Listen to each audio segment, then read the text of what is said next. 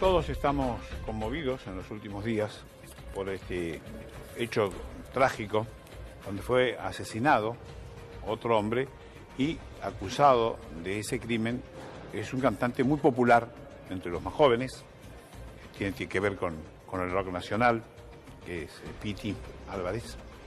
Y hay un tema que es central en esto, que es su tratamiento psicológico o su situación psicológica.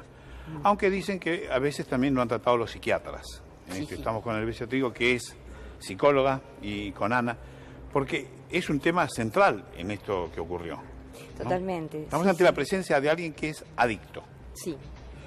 La adicción tiene que ver con la esclavitud y tiene que ver con la autodestrucción, que también es importante tenerlo en cuenta, ¿no? Porque el adicto es peligroso para él y es peligroso para terceros, que es un poco lo que pasó en este caso. Lo que me interesaría dejar muy en claro son las señales que este hombre dio, como muchos adictos dieron muchas señales. Entonces, ¿qué hizo? Bueno, sabemos que la familia hizo lo que pudo. ¿Qué pasó con la justicia? Siempre son los grandes interrogantes. ¿Por qué esto se podría haber evitado? Yo quiero que quede claro que yo no es que esté a favor de la persona que es adicta, no, para nada. Sí trato de comprender que el cuadro es complejo, porque tiene alucinaciones, delirios, la persona se siente perseguida por el consumo intenso. No estamos hablando de un consumo de drogas pasajero, estamos hablando de un consumo de drogas de hecho, es pesadas, al paco y demás. Entonces, lo que quiero que quede claro es que cuando hay señales precisas de que la persona empieza a hacer desmanes, realmente ve cosas que no existen, lleva o porta armas cuando no está por ahí autorizado, ahí hay que intervenir con todo Por eso el reclamo que se le hace a la justicia, porque él estuvo detenido, fue a un tratamiento psiquiátrico en la justicia. Él estuvo detenido. Sí.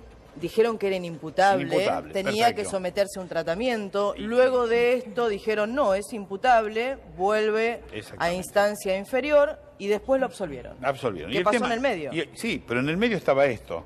¿El tratamiento? En el medio estaba esto, el tratamiento.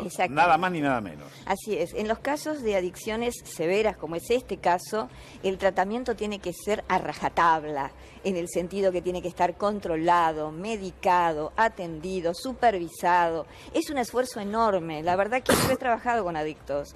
Es un desgaste, es un constante, porque siempre rompen las reglas. Además, un costo emocional para la familia y psicológico muy alto. Totalmente, para la familia y para los que intervienen colaborando también. Hay que estar muy entrenado para esto, para no tomar, digamos, o sea, no pegotearse con la situación de angustia, porque lo que tiene en el fondo el adicto es un gran vacío existencial, una gran angustia que no sabe cómo resolver y la tapa con la droga. ¿Y el tratamiento lo puede hacer zafar de esta situación?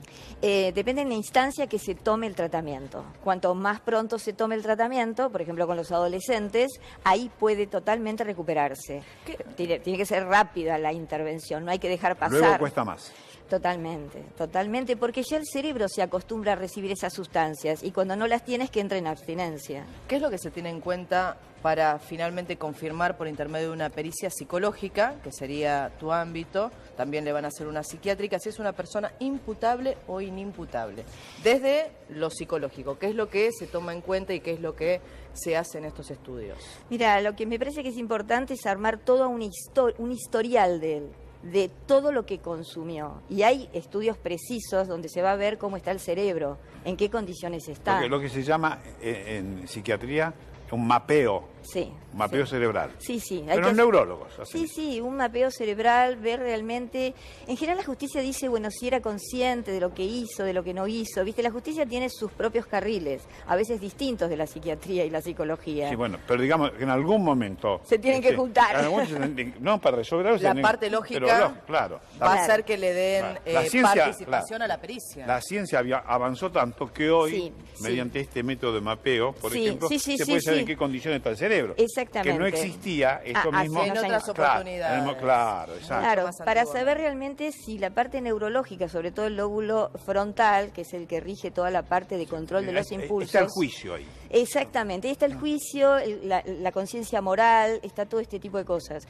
Habrá que ver allí cómo está esto, pero además hay que hacer un estudio de cómo eran, si tenía alucinaciones o no, si había delirios o no, porque alguien que está armado pensando que lo van a atacar en cualquier momento, no es una persona persona que está en su sano juicio, pues ya tiene un nivel de paranoia muy alto. A veces hay cuestiones que son como contradictorias, ¿no? Uno quizás toma en cuenta, la parte periodística. Estoy hablando únicamente de la parte periodística. Sí. Él cuando llegó a la comisaría habló. Sí. Prácticamente se comparó con un animal. Dijo, él era o era yo. Esto ocurre con los animales. Prácticamente se comparó con un animal. Sin embargo, cuando llegó a tribunales, no tuvo ese impulso. Entonces uno se pregunta, ¿es o no es?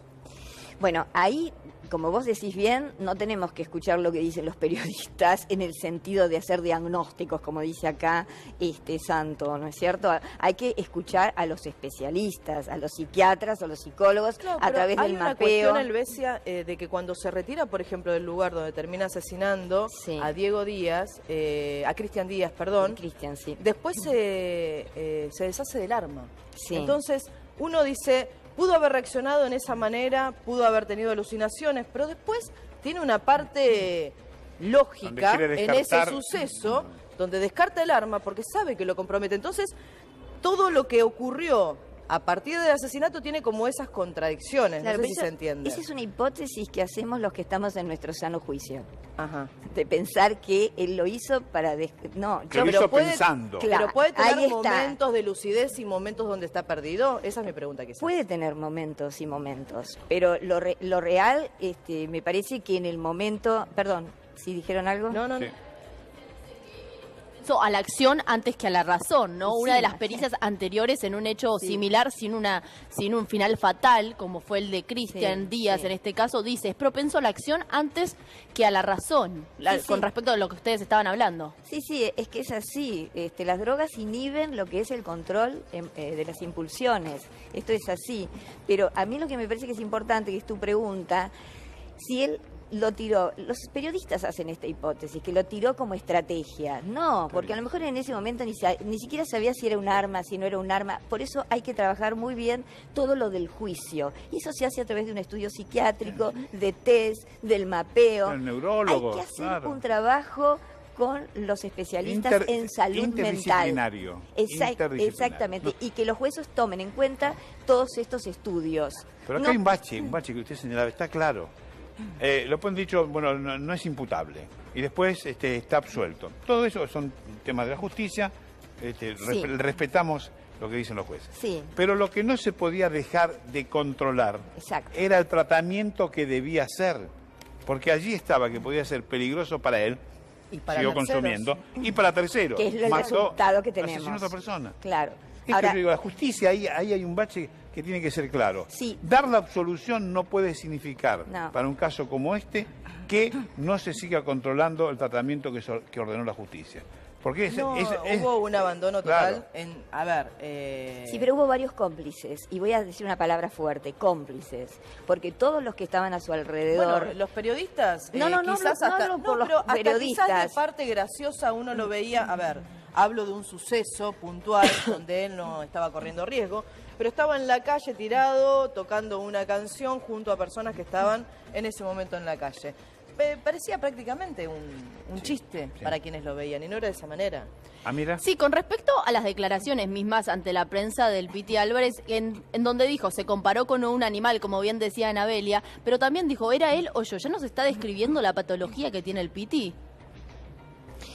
Y sí, porque yo lo que decía en otro programa es que uno de los grandes hallazgos de Freud fue que todos llevamos un animal adentro. La sociedad es lo que hace que socialicemos y podamos entrar en la cultura. Sí. ¿Cómo se entra en la cultura? Justamente del principio del placer al principio de realidad. Y el principio de realidad significa que uno no puede hacer lo que quiere con el otro, porque hay que entrar en la sociedad, en la cultura, en poder respetarnos cada uno. Entonces, cuando él dice esto así, totalmente desembosado, ¿no? Yo es como un animal. Él se siente así, que es como un animal, porque no tiene raciocinio. El animal no es racional. Los seres humanos somos racionales.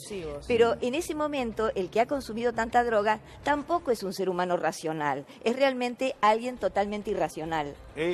Los psicólogos ya hacen ese planteo ante la justicia. ¿Hubo alguna vez una cosa así, bueno, vamos a reunirnos en serio? ¿Vamos a hablar? Los jueces, los psicólogos. A ver, los psiquiatras, los neurólogos, ¿qué se hace en este caso? Bueno, voy a responder rápidamente a eso, porque lo tenemos muy estudiado dentro de la Escuela de Psicoterapia donde yo pertenezco. En general, los jueces no escuchan a los psicólogos ni a los psiquiatras. No nos tienen en cuenta.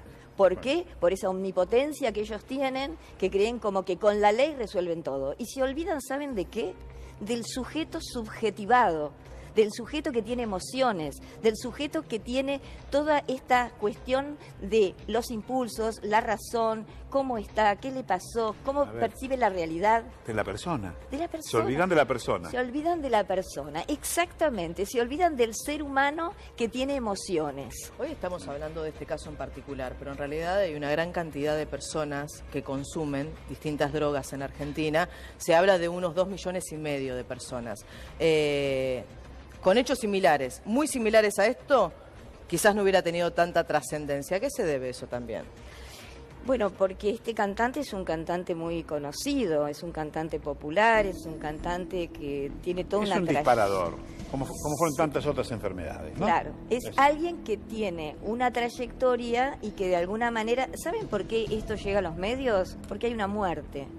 Si no hubiera habido una muerte, tampoco uno se cuestiona esto. Y a lo mejor, aunque hubiese existido la muerte, si no existía el imputado por la muerte de estas características de conocimiento masivo, tampoco por ahí llega al conocimiento de la... Lo que pasa es que ya que estamos acá, creo que es importante hacer lo que están haciendo ustedes, docencia, de explicarle a los padres lo grave que es realmente el tema de las drogas. La docencia es usted, no nosotros.